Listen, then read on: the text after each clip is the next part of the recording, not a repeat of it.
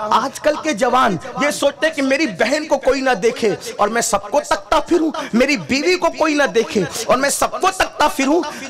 शीशे के घर में बैठकर किसी के मिट्टी के घर पे पत्थर मारोगे, उसका घर टूटे न टूटे, तुम्हारा शीश महल चकनाचूर जरूर हो जाएगा। इसलिए अगर खुद की बेटियां बचाना है ना, तो दूसरों की बेटियों की आबरू पे कभी हाथ नहीं डालना, दूसरी जगह कभी मुंह नहीं डालना, इज्जत बचाने वाले बनो। बाकी इस हद को पहुंची, दोस्त की बहन भी नहीं छूट रही है, आवारगी इस हद तक पहुंची कि भाभियों पर भी पाप की नजर है।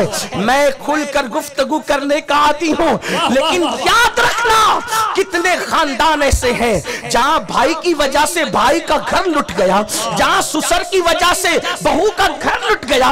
ये सूरत हाल है, वजह अल्लाह का खौफ दिलों से निकल गया, अल्लाह की खशियत दिलों से निकल गई।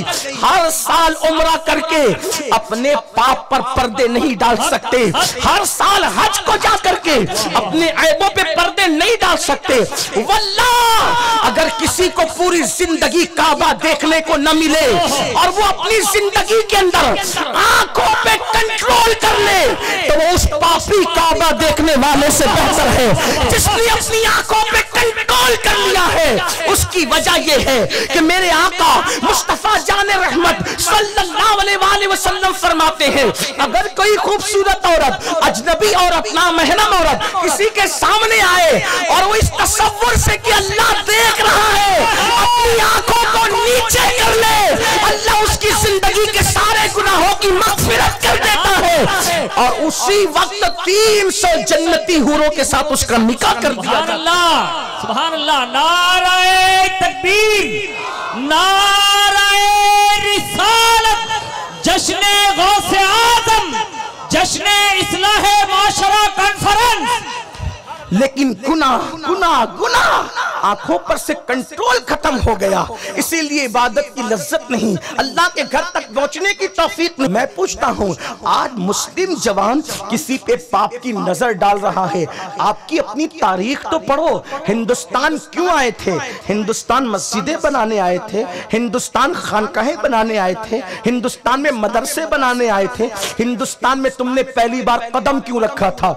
हिंदुस्तान में तुम इसलिए आए थे, एक बेटी की आबरू लूटी गई थी और उसकी मां ने खत लिखा था कि मेरी बेटी की आबरू लूटी गई है, तो मुसलमानों ने कहा था बेटी किसी की भी हो, बेटी बेटी होती है, बेटी मोमिन की हो या काफिर की हो, बेटी बेटी होती है। हम जैसे कलमा पढ़ने वाली बेटियों की इज्जत बचाते हैं, वैसे जो कलमा नहीं पढ़ते उनकी इज्जत को भी वैसे ही बचाया करते हैं, इसलिए कि बेटी बेटी होती है। हमारे यहाँ बेटी का बुलंद मकाम है और ये तसव्वुर मुसलमानों को कहां से मिला था? जब हातिम ताई जैसे काफिर की बेटी मुस्तफा जाने रहमत के दरबार में हाथों में जंजीर डाल करके बगैर दुपट्टे के लाई गई थी। अल्लाह अकबर, एक तो बड़ा नाम था हातिम ताई का, दूसरा उसकी बेटी के हाथों में जंजीर थी और वो दुपट्टे के बगैर थी। तो तारीख के औराक गवाह है, पुश्ते जमीन ने देखा, चश्मे फलक ने देखा कि मुस्तफा जाने रहमत ने अपनी मुज़म्मिल व मुद्दस्सिर वाली चादर उस लड़की के सर पे डाल करके दुनिया को पैगाम दिया था, बेटी मोमिन की हो या काफिर की हो, बेटी तो बेटी होती है। मेरे आका ने उसके सर पे चादर डाला था। कहां गई वो फिक्र, कहां गई वो सोच? इस्लाम सिर्फ दाढ़ी टोपी की बात करने नहीं आया, इस्लाम सिर्फ माला जपने की बात करने नहीं आया, इस्लाम तो बेटियों की इज्जत को तहफ्फुज देता है, इस्लाम तो बेटियों की आबरू को तहफ्फुज देता है। अल्लाह अकबर, आज मुसलमानों की फिक्र कहां चली गई? आवाज